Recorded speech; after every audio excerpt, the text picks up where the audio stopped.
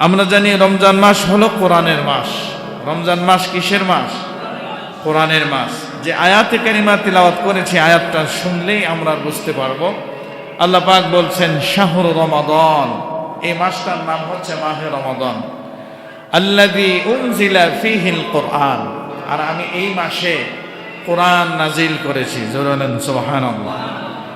তাহলে এই মাসটা শুধুমাত্র সিয়াম সাধনার মাস নয়, এটা হচ্ছে কোরআন কারীম নাজিলের মাস।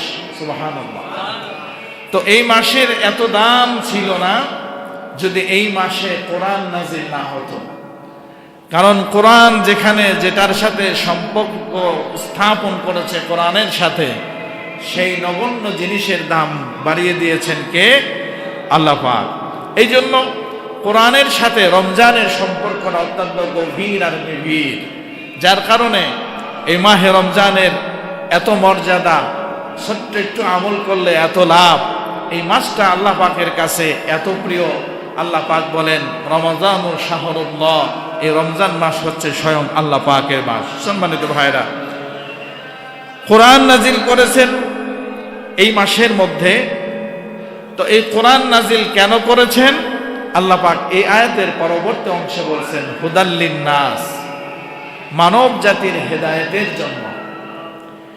কোরআন নাজিল করলেন রমজান মাসে। আল্লাহর কাছে যদি জানতে চাই কেন নাজিল করলেন, আল্লাহ পাক আবার উত্তর দিচ্ছেন হুদাল্লিন নাস, এটা মানুষদের জন্য হেদায়েত।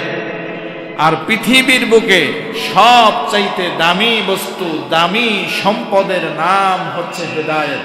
জোরে বলেন কি? হেদায়েত মানে হলো জান্নাতের পথ, হেদায়েত মানে হলো মুক্তির পথ, হেদায়েত মানে হলো নাজাতের পথ, হেদায়েতের পথ মানে আলোর পথ। হেদায়েত এমন একটা লাইটের নাম, হেদায়েত এমন একটা আলোর নাম।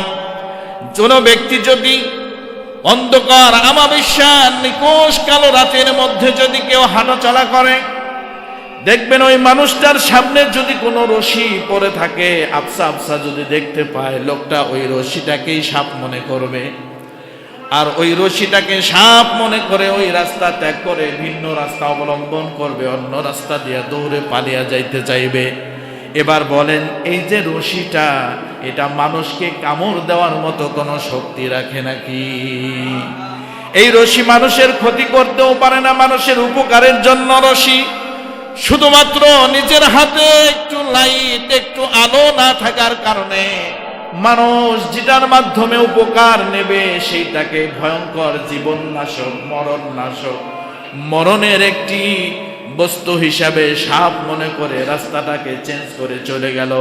বুদ্ধিমানরা বুঝে থাকলে বলেন, ওই লোকটার হাতে যদি একটু বাল্ব থাকতো, একটা লাইট থাকতো, একটু আলো থাকতো, তাহলে কি ওই ব্যক্তিটা রাস্তা চেঞ্জ করে ওই রশি দেখে ভয় পেত নাকি?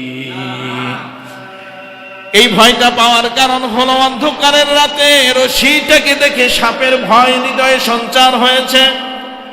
আর কোন ব্যক্তির ভিতরে যদি এই গোটা পৃথিবীটা হলো অন্ধকার, এখানে সুদ আছে, ঘুষ আছে, জেনা আছে, ব্যভিচার আছে, মিথ্যা আছে, যত ধরনের গুনার উপকরণ আছে, সব কিছু দিয়ে আল্লাহ পাক পৃথিবীটাকে সাজিয়ে রেখেছেন। যে ব্যক্তিটার ভিতরে হেদায়েত নামক আলোটা তার সিনার মধ্যে আছে, ওই ব্যক্তিটা এই জাতীয় সমস্ত ধরনের পাপের রাস্তাটাকে যখন সামনে দেখবে, এত অন্ধকার পৃথিবীর বুকে থেকেও শুধুমাত্র কেবলমাত্র নিজের সিনার ভিতরে হেদায়েতের আলোটা থাকার কারণে ওই ব্যক্তি জাহান্নামের ভয়ে আল্লাহ পাকের জান্নাতকে পাওয়ার আশায়, শুধুমাত্র হেদায়েতের আলোটা থাকার কারণে ও যখন রাস্তা দিয়ে যাবে তখন মিথ্যা দেখে সেই মিথ্যাটাকে সরায় ফেলবে। জেনা ব্যভিচার দেখলে সেখানে সে যাবে না, অন্যায় অবিচার দেখলে তার ধার কাছে সে যাবে না, কারণ তার ভিতরে যে আলো আছে তার নাম হলো হেদায়েত। আর এই হেদায়েতের আলোটা পৃথিবীর কোনো সরকার তৈরি করে নাই, পৃথিবীর কোনো ডক্টর, কোনো ইঞ্জিনিয়ার এটাকে তৈরি করে নাই। যিনি তৈরি করেছেন জোরে বলতে হবে তিনি কে? আল্লাহ পাক বলেন হুদাল্লিন নাস, আমি কোরআনটা পৃথিবীর বুকে পাঠিয়েছি মানুষ জাতির হেদায়েতের জন্য। এই হেদায়েত পাওয়ার জন্য আল্লাহ রাব্বুল আলামিন কোরআন নাজিল করলেন।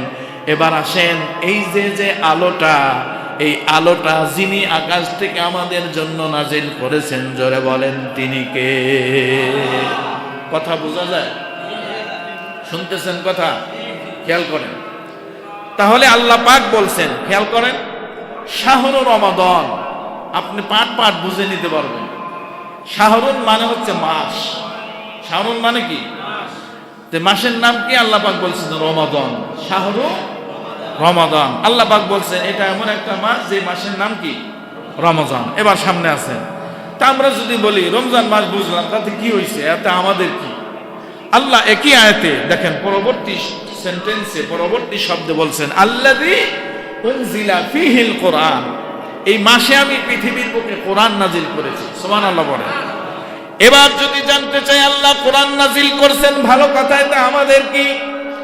একই আয়াতে আল্লাহ পরবর্তী শব্দের মধ্যে বলছেন হুদাল লিন্নাস, এই কোরআন হলো মানব জাতির জন্য হেদায়েত। জোরে বলেন, কার জন্য হেদায়েত? অর্থাৎ এখানে আমি, তুমি, আমরা, তোমরা, এখানে আমরা যারা আছি, শুধু তাই নয়, গোটা পৃথিবীর বুকে আদম আলাইহিস সালাম থেকে কিয়ামতের দিন পর্যন্ত যেই মানুষটা পৃথিবীতে আসবে, সকলের জন্য হেদায়েত রাখছেন। যেই কিতাবের ভিতরে, বলতে হবে সেই কিতাবের নাম কি? আর জোরে বলেন, কিতাবের নাম কি? আল কোরআনের ভিতরে হেদায়েত রাখছেন। এটা মোল্লার কথা না আল্লাহর কথা? আল্লাহ বলছেন হুদাল লিন্নাস, আমি আল্লাহ মানব জাতির জন্য হেদায়েত পরিবেষ্টিত একটা কিতাব নাজিল করেছি, যার নাম হলো কোরআন। জোরে বলেন, তার নাম কি? এবার আসেন, আমরা যারা কোরআন পড়তে পারি না, কোরআনের অর্থ জানি না, আবার কোরআন পড়াটাকে নিজেদের জীবনে অনেক কষ্ট মনে করি, এরকম লোক কম, সংখ্যা কম না বেশি? কোরআনটা থেকে দূরে থাকার একটাই কারণ, মনে করি ওটা কঠিন একটা কিতাব। আল্লাহ পাক বলেন ওয়ালাকাদ ইয়াসসারনাল কুরআনা লিযিকরি ফাহাল মিন মুদ্দাকির। কার কথা? আল্লাহ কোরআন শরীফে 4 জায়গায় একই আয়াত বলেছেন যে আমি পৃথিবীর মানুষের জন্য আমার কোরআনটাকে অত্যন্ত সহজ করে দিয়েছি। জোরে গান সুবহানাল্লাহ। তাহলে কোরআনের ভিতরে রাখছেন হেদায়েত, কোরআনের ভিতরে রাখছেন নাজাত, কোরআনের ভিতরে রাখছেন শান্তি, কোরআনের ভিতরে রাখছেন জান্নাত। কোরআনের পথ মানে হেদায়েতের পথ, কোরআনের পথ মানে আলোর পথ, কোরআনের পথ মানে জান্নাতের পথ। কিন্তু আমরা বাংলাদেশের মানুষ, আমরা যারা মুসলিম সমাজের অধিবাসী, আমাদের শতকরা 97% লোক আমরা এই কোরআন থেকে দূরে। কথা যদি সত্য হয় সত্য, মিথ্যা হলে মিথ্যা বলেন। সত্য না মিথ্যা? কত পার্সেন্ট লোক? 97% লোক আমরা কি থেকে দূরে? কথার জবাব দিতে হবে, কিসের থেকে দূরে? অথচ কোরআন কিসের কিতাব? হেদায়েতের কিতাব। বলেন মাশাআল্লাহ। কোরআন কিসের কিতাব? হেদায়েতের কিতাব। আর আল্লাহ বলছেন হুদাল লিন্নাস, এটা হচ্ছে গোটা মানব জাতির জন্য হেদায়েত। কিন্তু আমরা এই হেদায়েত থেকে দূরে, কোরআন থেকে দূরে। মানে কিসের থেকে দূরে? আমার কথা বুঝতে পারতেছেন? অনেক কঠিন করে বলছি। কোরআন থেকে দূরে মানেই হলো হেদায়েত থেকে দূরে। এবার গ্রামগঞ্জে বলেন, শহর বাজারে বলেন, নগরে বলেন, রাজধানীতে বলেন, কিছু মানুষ আছে এটাকে পুঁজি করে, এটাকে ব্যবসার মতো এটাকে খাটিয়েছে। এবার আমরা যারা কোরআন পারি না, কোরআন বুঝি না, কোরআন পড়তেও পারি না, আমার এমন মুসলমান আছে এই যে 40 বছর 60 বছর হায়াত হয়েছে, আজও পর্যন্ত আল্লাহর এই কোরআনটা হাতে নিয়ে ধরে বুকে নিতে পারে নাই, এমন মুসলমান আমাদের দেশে আছে না নাই? এটাকে সুযোগে লাগাইলো, কাজে লাগাইলো এক শ্রেণীর পীর ব্যবসায়ীরা। কথা শুনেন, খেয়াল করেন। কি ব্যবসায়ীরা? পীর ব্যবসায়ীরা। পীর এটা কোনো আসমানি নাজিল করা কোনো জিনিস নয়। পীর পন্থাটা তৈরি করেছে এটা ভারতবর্ষের কিছু মানুষ। পীর পৃথিবীর অন্য কোনো দেশে পাবেন না, এটা পারবেন ভারত, বাংলাদেশ, পাকিস্তানে, এছাড়া অন্য কোনো দেশে কি পাবেন না? পীর পাবেন না। আর আমাদের দেশের পীর নামক লোকেরা, এরা সাধারণ মানুষের ভিতরে একটা রিউমার ছড়িয়ে দিয়েছে। তোমরা যদি হেদায়েত পেতে চাও তাহলে কামেল পীরের দরবারে হাতে বায়াত গ্রহণ করো। কথা আছে না নাই? এবার আমি আপনাকে বলি, আপনি জ্ঞানী মানুষ, আগে আমার বক্তব্যটাকে ছুঁড়ে ফেলে দিয়েন না। এই যে কামেল পীরের হাত ধরলে হেদায়েত পাবেন, আল্লাহ কোরআনেও বলে নাই, হাদিসেও।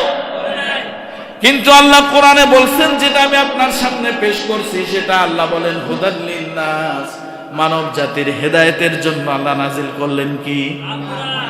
এবার আমরা যারা সাধারণ মানুষ আছি, যারা কোরআন কোনোদিন পড়ি নাই, আমরা যারা মনে করি কোরআন শুধু ইমাম সাহেবের জন্য, কোরআন শুধু মাওলানা সাহেবের জন্য, কোরআন শুধুমাত্র কেবলমাত্র মাদ্রাসার প্রিন্সিপালের জন্য, কোরআন এটা সবার জন্য না। আল্লাহ বললেন হুদাল লিন্নাস, আউয়াল সে আখির, পৃথিবীর শুরু থেকে শেষ পর্যন্ত, এমন কিয়ামতের দিন যেই মানুষটা পৃথিবীতে জন্মগ্রহণ করবে তার জন্য হেদায়েতের কিতাবের নাম কি? জোরে বলে। আল্লাহ বলছেন হুদাল লিন্নাস, মানব জাতির হেদায়েতের কিতাব কোনটা? আপনারা কি মনে কষ্ট পেয়েছেন? আল্লাহ বলেন হেদায়েতের কিতাবের নাম কি? আর আমাদের দেশের মানুষেরা কি বলে? পীর। আমি কি মিথ্যা কথা বলতেছি? খেয়াল করেন। তাহলে আল্লাহর কথার দাম বেশি না মানব জাতির কথার দাম বেশি? যে আল্লাহ আমাকে আপনাকে গোটা পৃথিবীর কুল কায়নাত সমগ্র সৃষ্টি কুলকে তৈরি করছেন কে? সে আল্লাহ আবার গাইডলাইন দিচ্ছেন কোরআনের মাধ্যমে, সর্বশেষ একমাত্র চূড়ান্ত, এরপরে আর কোন আসমানি কিতাব পৃথিবীতে নাই, আসবে না, দরকারও নাই।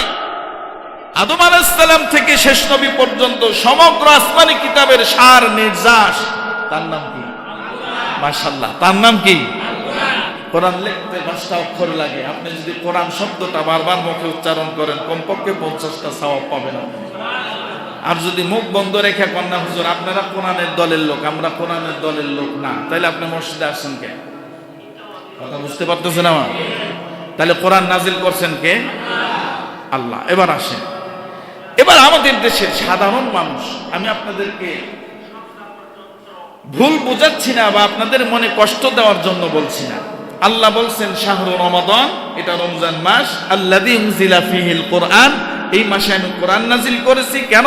হুদাল লিন্নাস, মানব জাতির হেদায়েতের জন্য। এবার আসেন, আল্লাহর এই কথার চাইতে দামি কথা পৃথিবীতে আর কেউ বলতে পারবে?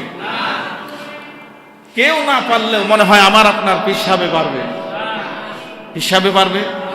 আল্লাহর কথার চাইতে দামি কথা কেউ বানাইতে পারবে? তাহলে আল্লাহ বলছেন হেদায়েতের কিতাবের নাম কোরআন। এবার আমরা কি করি দেখেন, আমরা সেই রংপুর থেকে চলে যাই কোথায়? দেওয়ানবাগ শরীফে। ঢাকার মানুষ চলে যায় আটরশিতে, গোটা বাংলাদেশের মানুষ চলে যায় চরমোনাইতে। এই যে এক একজন এক এক দরবারের অনুসারী, বলেন আমার দেশের যতগুলো হক্কানি পীর, চুলওয়ালা পীর, চুল সারা পীর, পাঞ্জাবিওয়ালা পীর, জুব্বাওয়ালা পীর, ন্যাংটা পীর, গোরাসা পীর, যত ধরনের পীর আছে, এরা সবগুলা হইলো ধান্দা করে সরকারে। এরা গোলামি করে যখন যেই শাসক আছে তার, আর আমার দেশের যত মুরিদ আছে এরা গোলামি করে পীরে। ওই যে পীর সাহেব তার গতি ঠিক রাখার জন্য যখন যে সরকার আছে দেখবেন তার দিকে হেলে দুলে থাকে, সে যে পীরই হোক। আপনি যাদেরকে হক্কানি পীর মনে করছেন তারাও কিন্তু এই পন্থায় অবলম্বন করে। দেখবেন এরা কখনো সত্য কথা মানুষের সামনে বলবে না। যত বিপদ দেখবে সেদিকেই ছাতা ধরবে। যখন দেখবে ক্ষমতায় আসতেছে কোন দল, ওই দলের সহচর্য গ্রহণ করবে, তার পক্ষে কথা গাইবে, তার কিছু সবকিছু বলবে। হঠাৎ করে পল্টি নিয়া তার এত নিকটবর্তী হয়ে যাবে, কারণ এই সরকার যখন দেখতেছে ইনি আসতেছেন সরকারে, তখন তার পা চাটবে। আর এই পীর পা চাটবে হচ্ছে তাগুতের জালেমের, আর এই পীরের যতগুলো মুরিদ আছে এরা সবাই পা চাটে পীরের। এখন এইখানে আপনি কোরআনটাকে বেটে শরবত করে হালুয়া বানিয়ে আপনি যদি এই সমস্ত মুরিদ নামের ভণ্ডদেরকে আপনি আল্লাহর কোরআনটা সামনে তুলে দেন, দেখবেন ওর কাছে আল্লাহর কোরআনের 1 পয়সার মূল্য নাই। ওর পীর যেটা বলে এটাই ওর কাছে সত্য। এটাকে আমি বানায় বললাম? আপনি খেয়াল করে দেখবেন সে যে দরবারের পীর হোক না কেন, ওর পীর ওকে যেটা বলে দিছে আপনি আপনি যদি কাবা শরীফের ইমাম সাহেবকে এনেও যদি আপনি ওকে বুঝান না আল্লাহর কোরআন হচ্ছে হেদায়েতের কিতাব, আপনি ওকে যত কিছু দিয়েই দেখান না কেন, ও বলবে হেদায়েতের দরবার হলো সরমনাই, হেদায়েতের দরবার হলো আটরশি, হেদায়েতের দরবার হলো দেওয়ানবাগি, রাজারবাগি, কুতুববাগি, হেদায়েতের দরবার হলো মাঝবান্দারি, হেদায়েতের দরবার হলো এই সমস্ত যত ধরনের খানকা মানকা আছে আবিজাবি এইগুলোর মধ্যে। অথচ আল্লাহ বলছেন হুদাল্লিন্নাস, মানব জাতির হেদায়েতের কিতাবের নাম হলো কোরআন।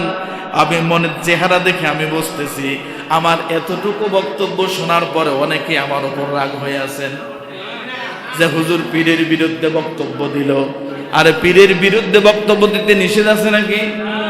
পীর যদি আল্লাহর কোরআন যেমনে বলে এমনে না চলে, ওই পীরের বিরুদ্ধে শুধুমাত্র বক্তব্য কেন, প্রয়োজনে তাকে হত্যা করার জন্য প্রস্তুত থাকতে হবে। হেদায়েত তো ওই ব্যক্তির ভিতরে আছে। আপনার পীর বলে এক কথা আর আমার আল্লাহ বলে আর এক কথা, এবার আল্লাহর কথা মানবেন নাকি পীরের কথা মানবেন? আপনার নেতা বলছে এইটা, আমার আল্লাহ বলছে আর একটা, আপনি নেতার কথা নেবেন না আল্লাহর কথা নেবেন? তাহলে এখানে যদি আপনার পীর হোক না কেন, সো দাদা হুজুর হোক আর বাবা হুজুর হোক, ও যত বড় পাগড়িওয়ালা হোক আর যত বড় তালিওয়ালা পীর হোক, আল্লাহর কোরআন দিয়ে বিচার করব ও আমার পীরের কাতারে আছে নাকি নাই। যদি থাকে আলহামদুলিল্লাহ, না থাকলে সাথে সাথে জুতা পিটা করে আল্লাহর কোরআন হাতে ধরার চেষ্টা করা দরকার আছে না নাই? আমার প্রিয় ভাইয়েরা, এই জন্য আমি বলছি প্রত্যেক দিন আমরা নামাজ পড়ি 5 ওয়াক্ত, এবং মাহে রমজানের 20 রাকাত তারাবি নামাজ পড়ি। খেয়াল করেন কত রাকাত নামাজ, প্রত্যেকটা এমন কোন রাকাত নাই যে রাকাতের মধ্যে পড়ি না ইহদিনাস সিরাতাল মুস্তাকিম, আছে না নাই? আল্লাহর কাছে বলি আল্লাহ ইহদিনাস সিরাতাল মুস্তাকিম, নামাজের বলি সিরাতে মুস্তাকিম, সরল সঠিক পথ, জান্নাতের পথ, হকের পথ, আল্লাহর পথ, নবীর পথ। আর মসজিদ থেকে বের হয়ে গেলেই যে যেই দলের যেই দলের কর্মী, যেই পীরের মুরিদ, প্রত্যেকেই কিন্তু ইহদিনাস সিরাতাল আর তখন মনে থাকে না। সে তার দলের স্লোগান দেয়, সে তার পীরের স্লোগান দেয়। এবার আপনি যতই আল্লাহর কোরআন আর হাদিসটাকে তার সামনে উত্থাপন করেন, ও এমন ঘাড় তেরা হয়ে গেছে, ওর সামনে পীর আর নেতার কথার চাইতে পৃথিবীর আর কোনো কথা ওর ভিতরে ঢোকে না। এমন মানুষ আছে না নাই? এটা করতো আবু জাহেল, আবুল আবরা। কথা শুনতেছেন? আবু জাহেল কিন্তু আবু জাহেল ছিল না, নাম কি ছিল? আবুল হেকাম, জ্ঞানীদের পিতা। এই কথা শুনতেছেন? আবুল হেকাম, জ্ঞানীদের পিতা। ও বুঝতো রাসূল যেটা বলছে এটা সত্য, আল্লাহ যেটা পাঠাইছে এটাও। যখন যুক্তি তর্ক হইতো না, আমাদেরও তো হয়, যুক্তি তর্ক বলতো যে আবুল হেকাম, তুমি তো এত কিছু বুঝতেছো, জানতেছো, আল্লাহ সত্য, দিন সত্য, কোরআন সত্য, নবী সত্য, এরপরে তুমি বিরোধিতা করো কেন? আর বোঝো না, বাপ দাদারা করে গেছে। কথা কয় কি করে গেছে? বাপ দাদা করে গেছে। এখন আপনি হাজী সাহেবকে ডাকেন, নামাজিকে ডাকেন, তাবলিগওয়ালাকে ডাকেন, পীর মুরিদদেরকে ডাকেন, কি ব্যাপার? তুমি তো এই বন্ডর পিছনে কইরা আছো, তুমি কি বোঝো না যে আল্লাহ কোরআন সত্য, হুজুররা যেটা কইতেছে এটাই সত্য, এটা কোরআনের কথা, এটা হাদিসের কথা। বুঝছি তো সত্য, কিন্তু বাপ দাদায় সারা জীবন কইরা গেছে, আমরা না করলে হয়। কথা কন না কেন? এরকম লোক আছে না নাই? তাহলে এবার আসেন, আমি আপনাকে জিজ্ঞাসা করি, আপনার ভিতরে যদি এই রোগ থাকে, তাহলে আবু লাহাবের আর আবু জাহেলের কি দোষ ছিল? আর আপনি কি এমন কাজ করছেন যে আপনারা দুইজনের মধ্যে কোনো পার্থক্য নাই? পার্থক্য আছে? কোনো পার্থক্য নাই। 1450 বছর পূর্বে আবু জাহেল যেই কথা বলে বাতিলের পক্ষ অবলম্বন করেছিল, আর আজকে আপনি নামাজ পড়ে, হজ করে, রোজা রেখে, যাকাত দিয়ে, তাসবিহ তাহলিল পড়ে, কোরআন তেলাওয়াত করে আপনিও যদি একই সুরে কথা বলেন, আপনার মাঝে আর আবু জাহেলের মাঝে কোনো পার্থক্য নাই। আল্লাহ বলেন জাল হক ওয়া যাহাকাল বাতিল, সত্য সমাদৃত, মিথ্যা উপসৃত। সত্য আসবে যেখানে, মিথ্যা থাকবে না। আলো আছে যেখানে, অন্ধকার থাকতে পারে না। কিন্তু আমরা এমন একজন মানুষ, কোরআনের মতো এত পাওয়ারফুল হেদায়েতের লাইট পাওয়া সত্ত্বেও আজও পর্যন্ত আমাদের দিলের ভিতরে আল্লাহর হেদায়েতের আলো চালু করতে পারলাম। এখন এটা কার দোষ? হুজুরের দোষ। কার দোষ? আজকে আমি আপনি আল্লাহর কোরআন শুনছি, কিন্তু শুনছি হেদায়েতের নিয়তে না। বহু মানুষ আমরা কোরআন শুনি শুধুমাত্র পয়েন্ট খুঁজতে থাকি। হুজুর কোন পয়েন্টে গিয়া রাজনীতিতে ঢুকলো, কোন পয়েন্টে গিয়ে আমার পিসাব হুজুরে গালি দিল, কোন পয়েন্টে যায় একটা ভুল কথা উচ্চারণ করে ফেললো, এইগুলা গুনতে গুনতে আসল যে কোরআনের নূর হেদায়েত যে মানুষের সিনার ভিতরে ঢোকে, ওই রাস্তা কোন সময় যে পাশ কাটায় চইলা গেছে, আমরা যারা কোরআন শুনি আমরা নিজেরাও বলতে পারি না। আপনার হাতে মোবাইল আছে না? এই কথা বলেন না কেন? আপনার হাতের মোবাইলে জিবি আছে, মেমোরি, সেট মেমোরি কত? 128 অথবা শুধু 28 অথবা 105 এরকম আছে না? আপনার ওই ফুল মেমোরি ফুল আপ হয়ে গেছে, একটু জায়গাও খালি নাই। এখন আপনি মসজিদে ঢুকছেন, ঢোকার পরে রেকর্ডিং চালু করে দেখতেছেন যে আমি হুজুর আজকে যা কয় সব রেকর্ড করব।